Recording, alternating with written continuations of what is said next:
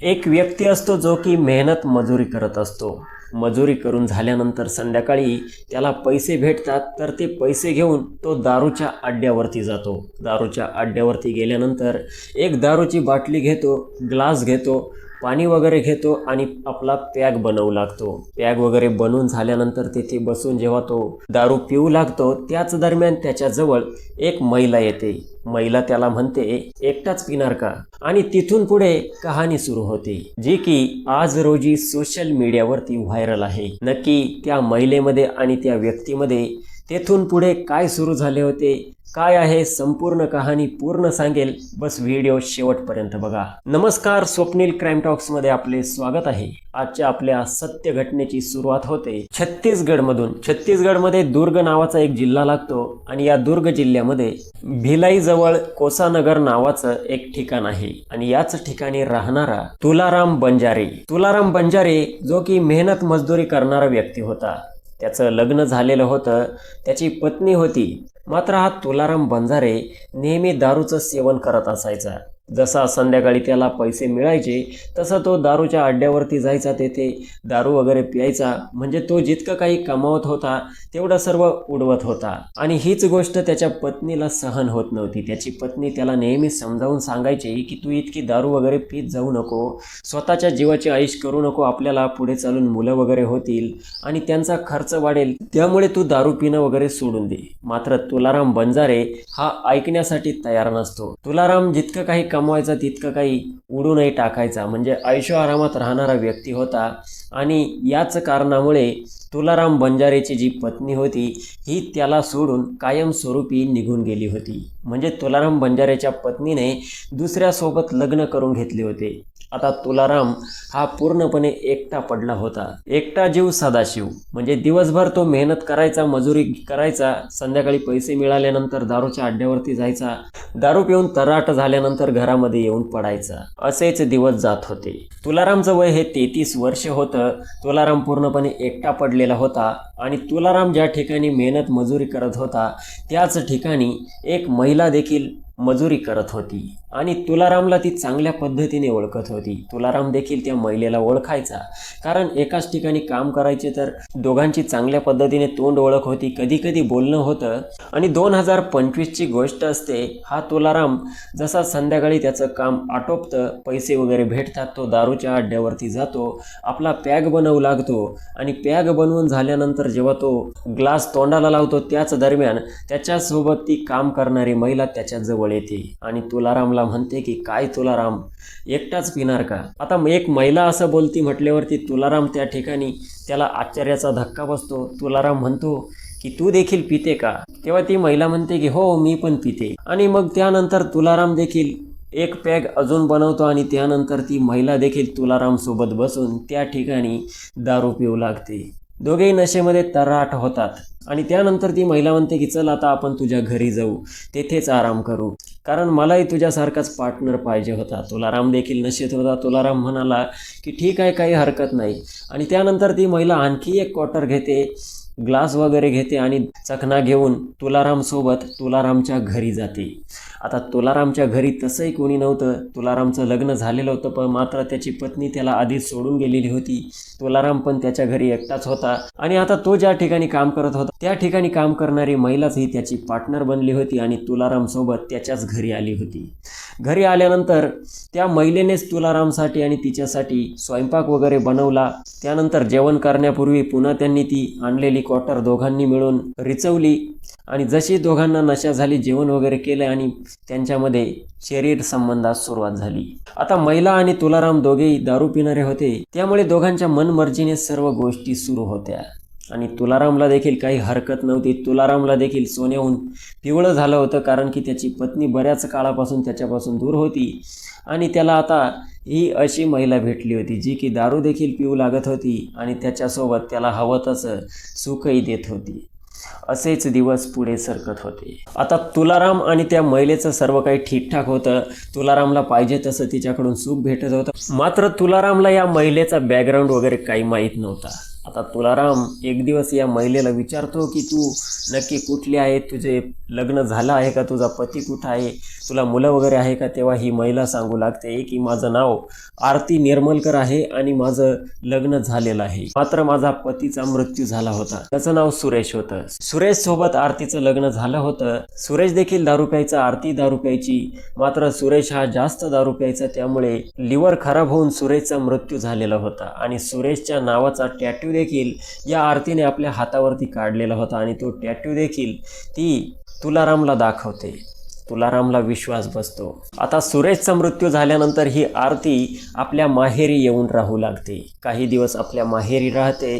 माहेरचे लोक आरतीचं दुसरं लग्न करून देतात. लखन नावाच्या व्यक्तीसोबत आरतीचं लग्न करून देतात. हा लखन देखील थोडीफार दारू प्यायचा, मात्र जी आरती होती हिला दारू पिण्याचं खूप भयंकर व्यसन होतं आणि हीच गोष्ट त्या लखनला सहन होत नव्हती. लखन देखील प्यायचा, मात्र लिमिटमध्ये प्यायचा, मात्र ही आरती नशेच्या खूप आदी होती. हिला दारू, सिगरेट, तंबाखू, गांजा वगैरे सर्व नशा ही आरती करायची. मात्र लखनपासून आरतीला 2 मुलं देखील झालेली होती. 2 मुले झाली होती. लखन तिचा पती होता, मात्र आरतीला नशेची खूप जास्त सवय झाली होती आणि नशेशिवाय तिला राहवत नव्हतं. आणि लखनला हे अजिबात आवडत नव्हतं की त्याच्या पत्नीने एवढी सर्व नशा करावी, इतकी दारू प्यावी. आणि त्यामुळे हा लखन तिला खूप मारहाण करायचा आणि या मारहाणीला कंटाळून आरतीने आपल्या 2ही मुलांना आणि लखनला पुन्हा सोडून दिले आणि आपल्या माहेरी येऊन राहू लागली. आता माहेरी आल्यानंतर आपल्या भावांसोबतच ती काम करण्यासाठी जायची, काम करायची आणि संध्याकाळी आल्यानंतर भावांसोबत थोडीफार दारू वगैरे प्यायची. तिला सवयच लागलेली होती, त्यामुळे ती अजिबात लाज लज्जा धरत नव्हती. ती सर्वांना सांगत होती की मला दारू पिण्याची सवय आहे आणि ती बिनधास्त दारू वगैरे प्यायची. तिच्या भावांनाही काही हरकत नव्हती. ते देखील समजून घ्यायचे की जाऊ द्या, आपलीच बहीण आहे आणि तिच्या सवयीमुळे ती मजबूर आहे, पिती तर पिऊ द्या. तिचे भाऊ आणि आरती हे सोबत बसूनच दारू प्यायचे. असेच दिवस पुढे सरकत होते. आरतीचं अगोदर सुरेशसोबत लग्न झालं होतं. सुरेशचा टॅटू तिच्या हातावरती होता. नंतर लखनसोबत झालं. लखनचाही टॅटू तिच्या हातावरती होता. मात्र 2 पतींना सोडून आल्यानंतर आपल्या माहेरी येऊन राहत होती आणि आता तिला फक्त एकाच गोष्टीची कमतरता भासत होती. कारण तिला आता कोणी साथीदार नव्हता, तिला कोणाचाही सहवास लाभत नव्हता. आणि हेच कारण होतं की ती ज्या ठिकाणी काम करत होती त्याच ठिकाणी तुलाराम बंजारे नावाचा व्यक्ती काम करत होता आणि तुलारामच्या घरी देखील त्याची पत्नी तुलारामला सोडून गेलेली होती आणि त्यामुळे हे सॉकेटला सॉकेट बसले होते असं म्हणायला काही हरकत नाही. आणि अशा प्रकारे ही आरती आणि तुलाराम यांचं जुगाड जमलं होतं आणि ही आरती निर्मलकर तुलाराम बंजारेच्या घरी येऊन राहू लागली होती. दोघेही त्या ठिकाणी दारू वगैरे प्यायचे, जेवण वगैरे बनवायचे, दोघेही पती पत्नीप्रमाणे राहायचे आणि आपल्या कामावरती जायचे. लग्न तर तुलारामसोबत तिने केलेलं नव्हतं, मात्र हे दोघे लिव्ह इन रिलेशनशिपमध्ये राहत होते. आणि शेजारपाजारच्या लोकांना देखील कळून चुकले होते की तुलारामने या महिलेला आपल्या घरी आणून ठेवलेलं आहे आणि हा तिच्यासोबत लिव्ह इनमध्ये राहत आहे. मात्र लोकांना याच्याशी काही घेणं देणं नव्हतं. असेच दिवस पुढे सरकत होते. 6 डिसेंबर 2025चा दिवस होता.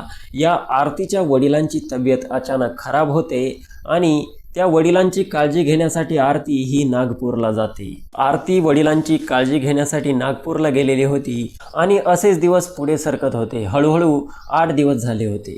13 डिसेंबर 2025 रोजी चंद्रामौर्य अंडर ब्रिज जवळ एक गोणी पडलेली होती आणि त्या गोणीचा भयंकर वास येत होता आणि त्या गोणीमधून एक कुजलेला मृतदेह आढळून आला होता. जेव्हा लोकांनी त्या ठिकाणी बघितले की त्या मृतदेह एका महिलेचा आहे आणि त्या महिलेच्या हातावरती सुरेश, लखन वगैरे नावांचे टॅटू काढण्यात आलेले आहेत, त्यानंतर ती गोष्ट पोलिसांपर्यंत पोहोचली आणि तिची ओळख पटवणे हे मुश्किल होते. त्यामुळे पोलिसांनी त्या टॅटूचे, त्याच्या हाताचे वगैरे फोटो सोशल मीडियावरती व्हायरल केले होते. हातावरती सुरेश लखनचं तर नाव होतं, मात्र एका गुप्त ठिकाणी महादेव असं देखील नाव लिहिलेलं होतं आणि एक त्रिशूळाचा देखील टॅटू त्या ठिकाणी काढलेला होता. आता जसे हे फोटो व्हायरल होऊ लागले तसे सुपेला पोलीस स्टेशन अंतर्गत एक महिला होती अमृतीन नावाची. या अमृतीन नावाच्या महिलेला आरतीबद्दल सर्व माहीत होतं आणि तिने ओळखलं होतं की हे टॅटू आरतीचेच आहेत आणि आरती ही कुठे राहत होती, काय करत होती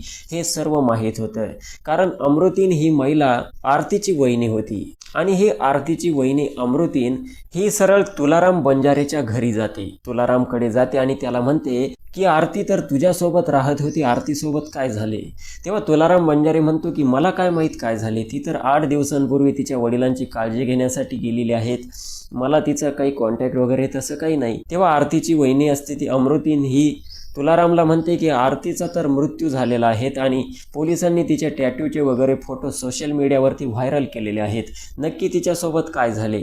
मात्र तुलाराम आपले हात वर करून देतो आणि तुलाराम म्हणतो की मला याबद्दल काही माहीत नाही, आरती माझ्यासोबत राहत होती, मात्र ती वडिलांची तब्येतची काळजी घेण्यासाठी गेली, मग तिच्यासोबत काय झाले मला माहीत नाही. अमृतीनला आता तुलारामवरती डाऊट येऊ लागतो आणि तुलारामच्या बोलण्यामध्ये गडबड जाणवू लागते. त्यामुळे 17 डिसेंबर 2025 रोजी ही अमृतीन सुपेला पोलीस स्टेशनमध्ये जाते आणि पोलिसांना सांगते की ही जी महिला आहे आरती, हिला मी ओळखते आणि ही महिला अगोदर काय करत होती, आता कुठे राहत होती, ही सर्व कहाणी पोलिसांना सांगते. आता एवढे सर्व धागेदोरे हे पोलिसांना समजले होते आणि त्यानंतर पोलीस तुलारामला उचलतात. तुलारामला उचलून जेव्हा पोलीस स्टेशनला आणले जाते आणि तुलारामची जेव्हा चौकशी सुरू होते तेव्हा तुलाराम म्हणतो की मला माहीत नाही साहेब, आरती ही माझ्यासोबत राहायची, आम्ही दोघे अगदी खुशीपूर्वक राहत होतो, मात्र ती तिच्या वडिलांची काळजी घेण्यासाठी नागपूरला गेली आणि तिकडे तिच्यासोबत काय झाले मला अजिबात माहीत नाही,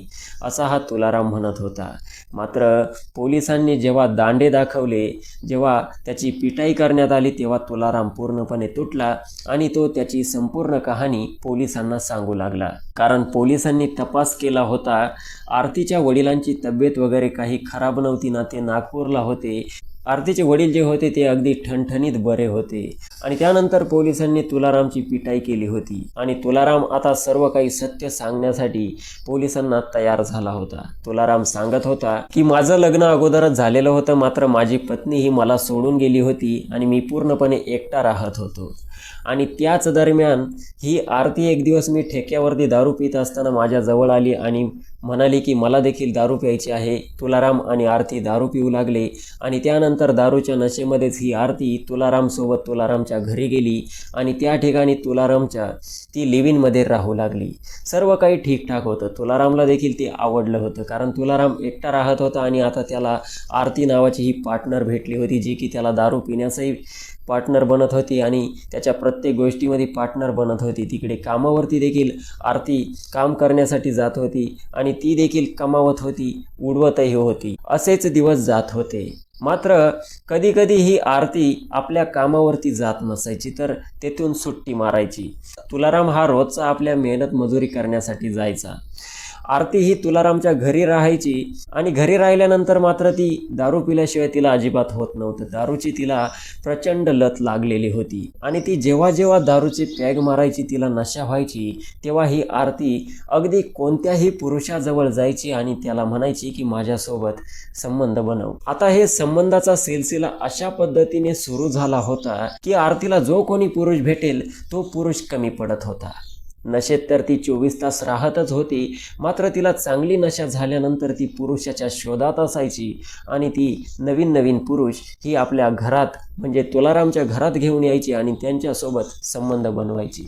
आता हळूहळू तुलारामच्या शेजारी राहणाऱ्या काही महिला या तुलारामकडे येऊ लागल्या होत्या आणि तुलारामला म्हणत होत्या की बाबा, तू जी बया आणून ठेवलेली आहे, या बयेने आमच्या पतींना नादी लावलेले आहे, आमचे पती त्या बयाकडे जाऊ लागलेले आहेत, तू तिचा काहीतरी बंदोबस्त कर. आता तुलाराम तर पूर्णपणे त्रस्त झाला होता की आपण काय बला घरामध्ये ठेवली आहे, ही कधीही दारू पिते आणि कोणत्याही पुरुषाला आपल्याकडे बोलावून घेते आणि संबंध बनवते. तुलारामचे देखील आरतीकडून काम व्हायचे, मात्र आरती ही पिलेली असायची, तुलारामही कधी कधी प्यायचा आणि त्यामुळे तुलाराम आणि आरतीचं वाद व्हायचा. तुलाराम तर तिला समजावून सांगायचा की तू हे असं करू नको, तुला माझ्यासोबत काय करायचं ते कर, मात्र तू दुसऱ्या कोणाचा सहारा घेऊ नको. मात्र आरती ही पिलेली असायची, ही म्हणायची की तुला काय घेणं, मी कोणाशी काही करेल, मी स्वतः कमावते, स्वतः पिते आणि तुला जर नसेल सहन होत तर मी दुसऱ्याच्या घरी जाऊन राहील. तुलाराम म्हणायचा की तू असं करणं बंद करून टाक. मात्र आरती ही सुधारायचं नाव घेत नव्हती. ही नशेमध्ये असायची, तुलारामला शिव्या वगैरे द्यायची आणि असाच यांच्यामध्ये राहाडा हा कायमस्वरूपी सुरू होता। एक दिवस असाच तुलाराम आणि आरती हे सोबत बसून दारू वगैरे पिले आणि त्यानंतर जेवण वगैरे करून त्यांच्यामध्ये गप्पा सुरू झाल्या। मात्र नशा हळूहळू चढू लागली आणि या नशेमध्येच यांच्यामध्ये पुन्हा वाद झाला। तुलाराम पुन्हा तिला समजावत होता की तू कोणाला बोलावत जाऊ नको। आरती म्हणायची की मी बोलवेल आणि त्यानंतर तुलारामला राग आला आणि नशेमध्ये त्याने आरतीचं डोकं हे भिंतीवरती आपटवलं आणि यामुळे आरतीचा त्या ठिकाणी जागीच मृत्यू झाला। मृत्यू झाल्यानंतर तुलारामची थोडी थोडी दारू उतरली आणि त्याला समजले की आपल्या हातून हे काय घडून गेले। त्यानंतर तुलारामने आरतीचा मृतदेह एका गोणीमध्ये भरला, गोणी पॅक केली आणि त्यानंतर आपल्या 28 वर्षीय गोवर्धन बंजारा नावाच्या भावाला कॉल केला आणि त्याला सांगितले की माझ्याकडून असं असं घडलं आहे। गोवर्धन बंजारा हा तुलारामच्या घरी येऊन पोहोचला। त्यानंतर तुलाराम बंजाराचा एक ऑटो ड्रायव्हर मित्र होता ज्याचं वय 42 वर्ष होतं। ऑटो ड्रायव्हरचे नाव शक्ती भयर। शक्ती भयरला तुलारामने कॉल केला आणि त्याला सांगितले की एक जरुरी सामान आहे, काय घडलं ते सर्व त्या शक्ती भयरला सांगितले। शक्ती भयर आपली ऑटो घेऊन त्याच्या घरी आला आणि पहाटेचे 3 वाजता त्यांनी तिघांनी मिळून ती मृतदेहाची गोणी त्या ऑटोमध्ये टाकली आणि त्यानंतर ते जागा शोधू लागले की ही गोणी नक्की फेकायची कुठे। शहरामध्ये भरपूर ठिकाणी ते फिरत होते मात्र त्यांना योग्य जागा ही मिळत नव्हती। शेवटी चंद्रमौर्य अंडर ब्रिज जवळ त्यांना एक नाली दिसली आणि ती नालीच सेफ असेल असे समजून त्यांनी तिघांनी मिळून ती गोणी त्या नालीमध्ये फेकून दिली आणि त्या ठिकाणावरून गायब झाले। अखेर 17 तारखेला तुलारामला पोलीस अरेस्ट करतात आणि त्यानंतर तो जेव्हा संपूर्ण कहाणी सांगतो त्याच्या निशाणदेहीवर गोवर्धन बंजारा आणि शक्ती भवर अशा प्रकारे तिघांनाही पोलीस अटक करतात। गंभीर कलमांतर्गत पोलीस कोठडीमध्ये पाठवून देतात। या घटनेमध्ये कोणाची किती चूक होती, आरतीची या ठिकाणी हत्या झाली, आरती ही योग्य स्त्री होती की अयोग्य होती, आपले मत कमेंट सेक्शनमध्ये नक्की मांडा। बाकी या व्हिडिओचा माझा उद्देश कोणाच्या भावना दुखावण्याचा किंवा अश्लीलतेचा प्रसार करणे नाही, तर सत्य घटना आपल्यापर्यंत पोहोचवणे आणि यापासून आपणास जागरूक करणे आहे। व्हिडिओ आवडला असेल तर लाईक करा आणि अशाच सत्य घटना क्राईम स्टोरी नेहमी ऐकत राहण्यासाठी चॅनलला सबस्क्राईब करा। भेटूयात पुढच्या व्हिडिओमध्ये। जय हिंद, धन्यवाद।